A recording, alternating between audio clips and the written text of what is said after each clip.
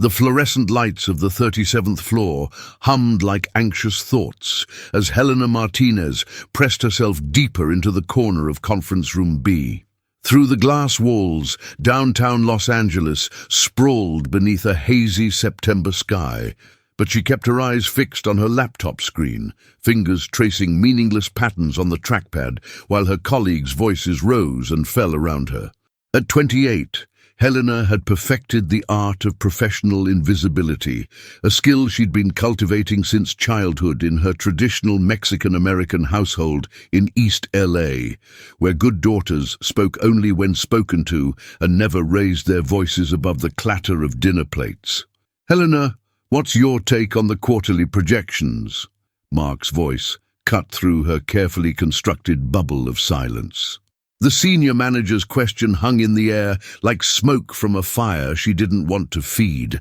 20 pairs of eyes turned toward her corner of the polished oak table, her throat constricted, familiar heat creeping up her neck as her mind went blank, despite having spent 3 nights preparing an analysis that could revolutionize their approach to client retention.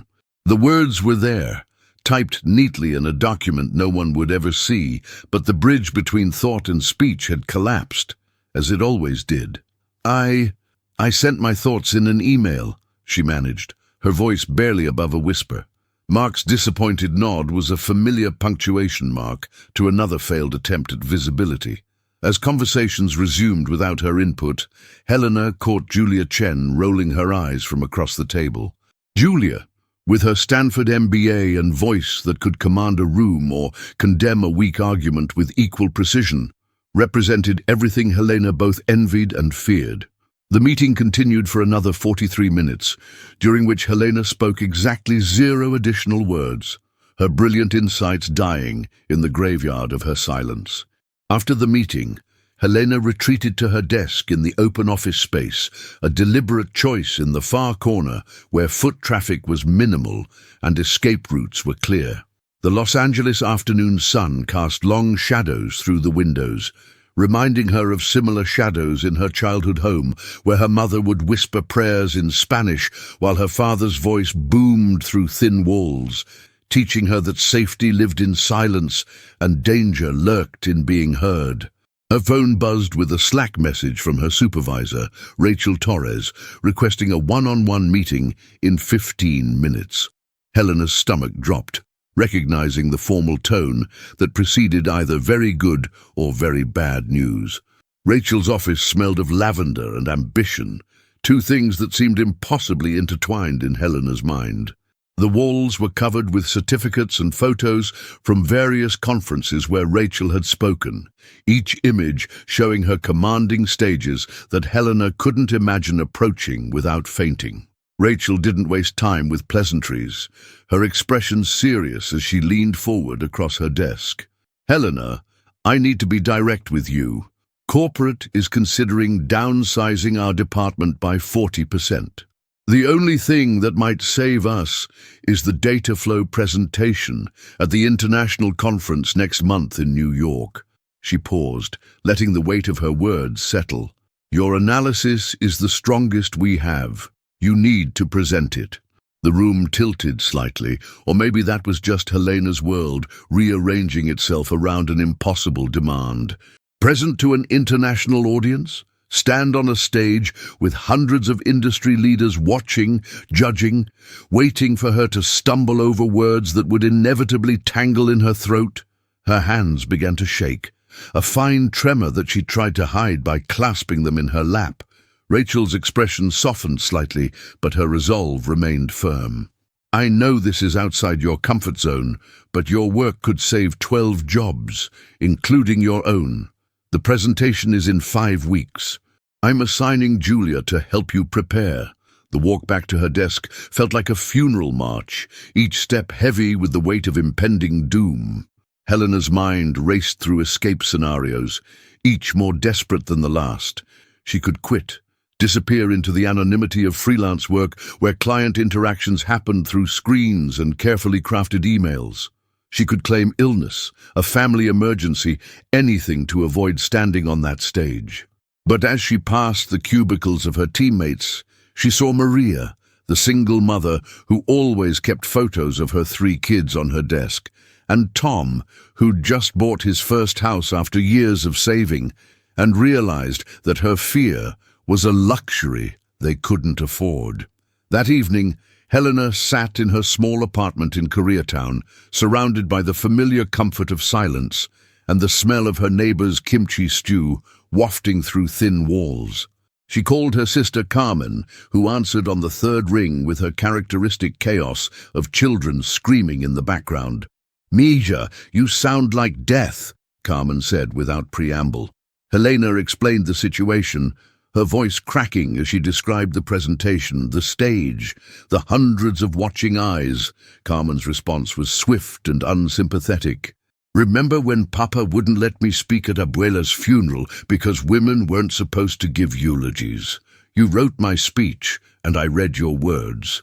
Maybe it's time you read your own." The memory hit Helena like cold water. She'd been 16, watching Carmen deliver the eulogy she'd written, each word perfectly crafted but spoken in another's voice. It had been both a victory and a defeat. Her thoughts given life, but her voice still trapped behind years of conditioning. Now, 12 years later, she faced the same choice without the option of a proxy. As she lay in bed that night, the city's sirens and helicopter sounds creating a familiar symphony, Helena wondered if 5 weeks was enough time to undo 28 years of silence, or if she would stand on that New York stage and watch her career and those of her colleagues disappear into the void where her voice should be. Julia Chen arrived at Helena's desk at 8:47 a.m. the next Monday, carrying 2 cups of coffee and an expression that suggested she'd rather be anywhere else. The morning fog had lifted from downtown Los Angeles, leaving behind a crystalline October sky that seemed to mock Helena's internal storm. Julia set down the coffee with unnecessary force, causing a small splash that she didn't bother to clean. "Look, Rachel says I have to help you with this presentation, but let's be clear about something," she began, her voice carrying the kind of confidence that came from never having been told to be quiet. "I don't have time to babysit someone who's afraid of their own shadow. You either commit to this, or we're all screwed." The bluntness should have crushed Helena, but instead, something unexpected sparked in her chest, a tiny flame of indignation that surprised them both when she responded. "I didn't ask for your help, and I'm well aware of what's at stake." Her voice was quiet but steady, each word carefully measured. Julia raised an eyebrow, reassessing the woman she'd dismissed as another workplace ghost. They spent the first hour reviewing Helena's analysis, and Julia's expression gradually shifted from skepticism to genuine interest as she absorbed the depth of Helena's work. The data told a story of innovation and possibility that could revolutionize their approach to predictive analytics, but it was locked behind Helena's inability to articulate it aloud. "Your work is brilliant," Julia admitted, leaning back in her chair with a mixture of frustration and admiration, which makes this situation even more infuriating. "Why haven't you presented this before?" Helena wanted to explain about the weight of generations of women in her family who'd been taught that opinions were dangerous, that visibility invited scrutiny, and scrutiny invited judgment. Instead, she simply said, "I've tried." And something in those 2 words made Julia's expression soften for the first time since they'd met. Julia pulled up a chair, and Helena noticed that despite her designer clothes and perfect posture, there were coffee stains on her sleeve and dark circles under her eyes that concealer couldn't quite hide.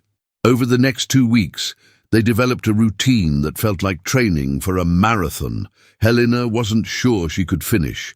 Every morning, Julia would arrive with coffee and increasingly creative exercises designed to push Helena out of her shell.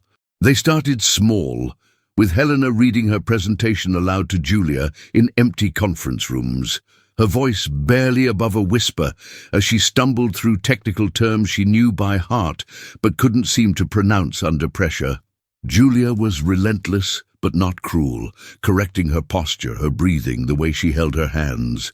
"You're not asking permission to exist," Julia would say. "You're sharing expertise that could change everything." The breakthrough came unexpectedly on a Thursday afternoon when the building's fire alarm malfunctioned during their practice session. As they stood in the parking lot with hundreds of other evacuated employees, Julia suddenly announced, "Helena has something fascinating to share about our data analysis." Before Helena could protest, she found herself surrounded by curious colleagues, the informal setting somehow less terrifying than the conference room. She began talking about patterns in user behavior, her voice growing stronger as she saw genuine interest in their faces. For 10 minutes, she held court in that parking lot, her passion for the data overcoming her fear of being heard. That evening, Julia suggested they grab dinner at a Korean barbecue place in Koreatown, not far from Helena's apartment. Over sizzling meat and soju, Julia's professional armor began to crack. "You know, I wasn't always like this," she admitted, turning her shot glass in circles on the wooden table. "I was the only Asian kid in my elementary school in Fresno. I learned that if you're loud enough, confident enough, people stop seeing you as different and start seeing you as powerful." Helena recognized the strategy, different from her own, but born from the same need for survival. They were both performing, just reading from different scripts. As the weeks progressed, Helena began to notice changes beyond their practice sessions. She started speaking up in smaller meetings, her voice still quiet, but no longer absent. Her colleagues began to seek her input directly, bypassing emails for actual conversations. Mark even complimented her insights during a team lunch, though Helena suspected Julia might have had something to do with that. The presentation itself was becoming more familiar, the words flowing more naturally each time she practiced. Julia introduced techniques from her college debate days, teaching Helena to use pauses for emphasis rather than panic, to make eye contact with fixed points in the room rather than actual faces if that felt easier. 3 weeks before the conference, Rachel arranged for Helena to present to the entire Los Angeles office as a practice run. The company auditorium could hold 200 people, though only about 60 showed up, their faces a blur from the small stage. Helena's hands shook as she clicked to her first slide, her voice cracking on the opening sentence. But then she saw Maria in the third row, nodding encouragingly, and Tom giving her a thumbs up, and Julia standing in the back with an expression that said, "You've got this," without words. She stumbled through the first 5 minutes, but something shifted when she reached the data she loved. The numbers became a language she could speak fluently, and for 20 minutes, Helena Martinez commanded a room for the first time in her life. The applause afterward wasn't just polite, it was genuine, and several people approached her with questions that she answered with growing confidence. That night, Helena called Carmen and said words she'd never spoken before. "I think I can actually do this." The week before New York arrived with unseasonable rain in Los Angeles, turning the city into a chaos of accidents and delayed meetings that matched Helena's internal state. She stood in the bathroom of her apartment at 5 a.m., staring at her reflection and practicing facial expressions that might convey confidence she didn't feel. 3 days remained before she would board a plane to face an audience of 500 industry professionals, and despite weeks of preparation, her body still reacted to the thought with physical revolt. Her phone buzzed with a text from Julia. "Emergency. Meet me at the office now." The capitals were unlike Julia's usually composed messages, and Helena arrived to find her normally unflappable mentor in tears. Julia sat in the empty conference room, laptop open to an email that had shattered her careful facade. Her father had been diagnosed with advanced lung cancer, and she needed to fly to Fresno immediately. The timing was catastrophic, but Helena found herself pulling Julia into an unexpected hug, feeling the other woman's shoulders shake with suppressed sobs. "I can't leave you to do this alone," Julia whispered, but Helena heard herself saying words that surprised them both. "You've given me everything I need. Go be with your family." As Julia gathered her things, she handed Helena a small card with a quote from Maya Angelou. There is no greater agony than bearing an untold story inside you. Below it she'd written, "Tell your story. Save ours." The next 48 hours passed in a blur of final preparations and mounting panic. Rachel tried to fill Julia's role, but her approach was different, more tactical than emotional. She focused on logistics, booking Helena into a hotel near the conference center, arranging for a professional outfit from the company's emergency presentation wardrobe, and drilling her on potential questions from the audience. But at night, alone in her apartment, Helena felt the full weight of what she was about to do. She video-called Carmen, who set up her laptop in her kitchen so Helena could watch her cook pozole, the familiar ritual of her sister's hands working with chilies and hominy providing an anchor to home. "You know what Mama used to say when we were scared?" Carmen asked, not looking at the camera as she stirred the pot. "She'd say fear was just your body getting ready to do something important, like how your heart beats faster before you dance." Helena remembered their mother, dead 5 years now from a stroke that stole her voice before it took her life. She'd spent her final months writing notes to her daughters, pages and pages of thoughts she'd never spoken aloud. Helena had kept every note, and now she pulled them out, finding one that read, "Mija, your voice is not just for you, it's for all of us who couldn't speak." The flight to New York felt both endless and too short.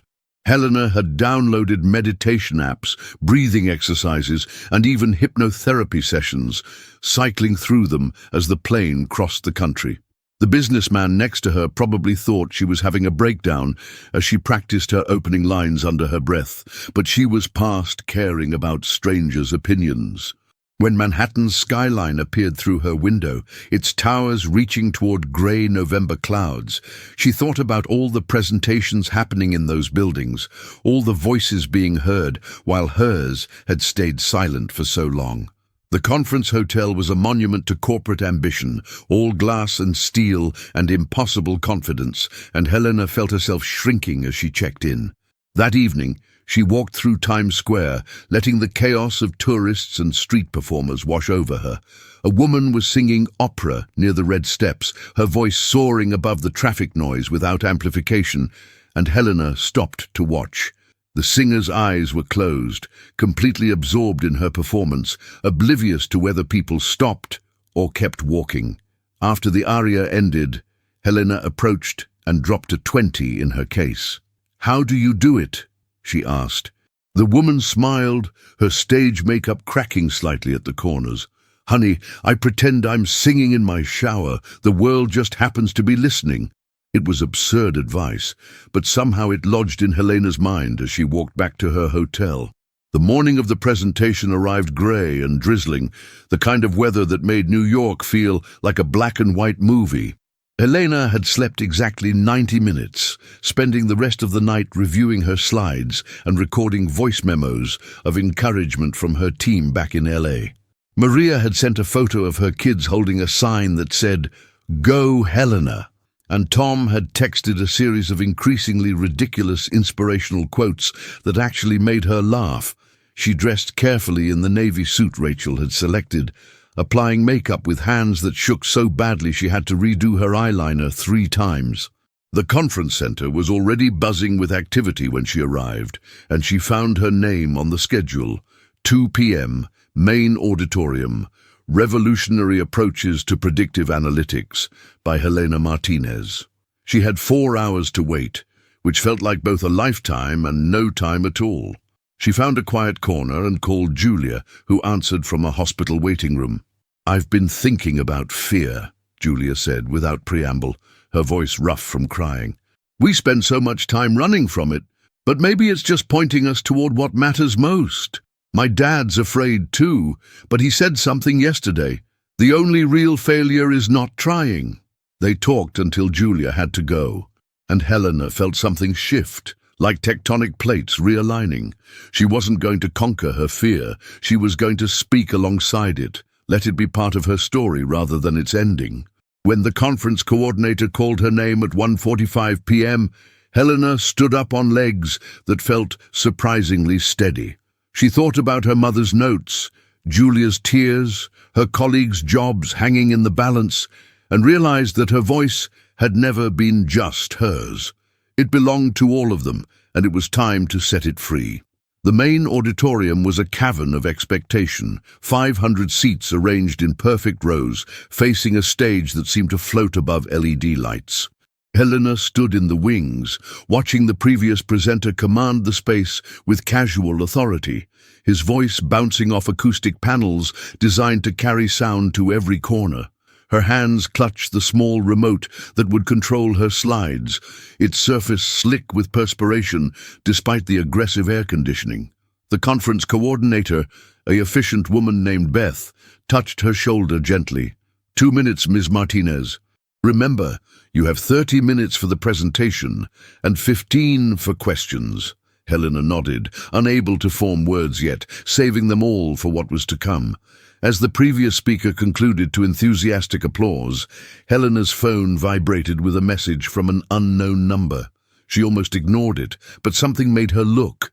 It was a photo from Julia's phone, but taken by someone else, showing Julia and her father watching a laptop screen in his hospital room. The message read, "Dad wanted to watch. He says the quiet ones always have the most important things to say. We're with you." The image blurred as tears threatened her carefully applied makeup, but she blinked them back, tucking the phone into her pocket like a talisman. Beth was gesturing for her to move toward the stage, and Helena's legs carried her forward automatically, muscle memory from weeks of practice overriding the panic signals from her brain. The walk to the podium felt both endless and instantaneous. The lights were brighter than she'd expected, turning the audience into shadows and silhouettes, which actually helped. She could pretend they weren't real people with expectations and judgments, just shapes in the darkness waiting for her story. The microphone was perfectly positioned, Rachel having called ahead to ensure it was adjusted for Helena's height. She placed her materials on the podium, opened her laptop, and looked up at the sea of faces she couldn't quite make out. The silence stretched for 5 seconds, 10, and she felt the familiar tightness in her throat. But then she remembered the opera singer in Times Square, singing in her shower while the world listened, and Helena closed her eyes for just a moment. 6 months ago I couldn't have stood here, she began, her voice carrying clearly through the speakers, surprising her with its steadiness. I would have sent someone else to read my words, to share my ideas, to present discoveries that could transform how we understand consumer behavior. But that would have been a disservice to the data, to my team, and to the 12 jobs that depend on what I'm about to show you. A murmur ran through the audience, interest piqued by this unexpected opening. Helena clicked to her first slide, a visualization she'd spent weeks perfecting. Today, I want to share how silence in data can be just as revealing as noise, and how the patterns we overlook might be the keys to unprecedented growth. The technical portion of her presentation flowed like water, finding its path down a mountain, inevitable and natural. She explained how her algorithm could predict customer churn 3 months before traditional indicators, how it had identified market segments that increased revenue by 37% in trial runs, how the same principles could be applied across industries. Her voice grew stronger with each slide, fed by the genuine excitement she felt for her work. She caught glimpses of people leaning forward, taking photos of her slides, typing notes furiously. When she showed the quarterly projections based on her model, she heard actual gasps from the finance folks in the front rows. 20 minutes in, she realized she wasn't just presenting. She was teaching, sharing, connecting. The personal story wove through the technical details naturally, not as a distraction, but as context. She talked about growing up in East LA, where her grandmother cleaned offices in buildings like this one, never imagining her granddaughter would one day present in them. She mentioned her mother's silent strength, her father's loud fears, and how both had shaped her understanding that communication wasn't just about speaking, but about choosing when and how to be heard. The audience was completely still now, that rare quality of attention that speakers dream of achieving. Helena felt it like electricity in the air, their engagement feeding her confidence in a cycle she'd never experienced before. When she clicked to her final slide, showing the potential impact across their entire sector, she knew she had them. "The data speaks for itself," she concluded. "But it took me finding my voice to let it be heard. This model isn't just about predicting consumer behavior. It's about understanding the stories hidden in silence, the patterns in what isn't said, the value in perspectives that haven't been amplified before. My team in Los Angeles has spent 2 years perfecting this approach, and we're ready to implement it across all divisions. The question isn't whether this will transform our industry, but whether we're ready to listen to what the quiet voices, both in data and in our organizations, have been trying to tell us all along." The applause started slowly, then built to something thunderous. People were standing, first a few, then entire rows, and Helena stood at the podium feeling like she might float away or dissolve into light. The Q&A session that followed tested her in different ways, but she found herself enjoying the challenge. An executive from Goldman Sachs asked about scalability, and she had prepared slides ready. A competitor tried to poke holes in her methodology, but she defended it with quiet confidence that came from knowing her work inside and out. Someone asked how she'd overcome her fear of public speaking, and she actually laughed, saying, "I'm still afraid, but I decided the fear of letting my team down was worse than the fear of being heard." When Beth signaled that time was up, the audience applauded again, and Helena saw several executives already moving toward the stage with business cards extended. As she gathered her materials, her phone buzzed with messages from LA, from Julia, from numbers she didn't recognize, offering interviews, collaborations, opportunities. That evening, Helena sat in her hotel room, looking out at the New York skyline, lights twinkling like earthbound constellations. Rachel had called 3 times, each time more excited, reporting that corporate had already approved full funding for their department and wanted Helena to lead a new division focused on her predictive model. Julia had sent a video of her father raising a glass of water in toast from his hospital bed. Carmen had left a voice message that was just her children cheering.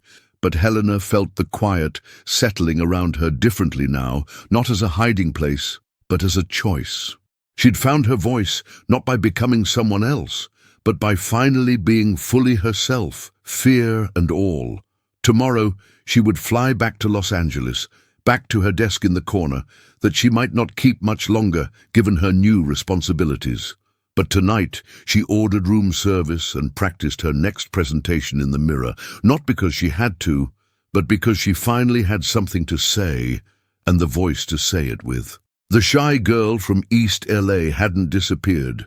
She'd just learned that sometimes the quietest voices, when finally raised, can shake entire buildings, change entire industries, and save not just jobs, but the people brave enough to listen.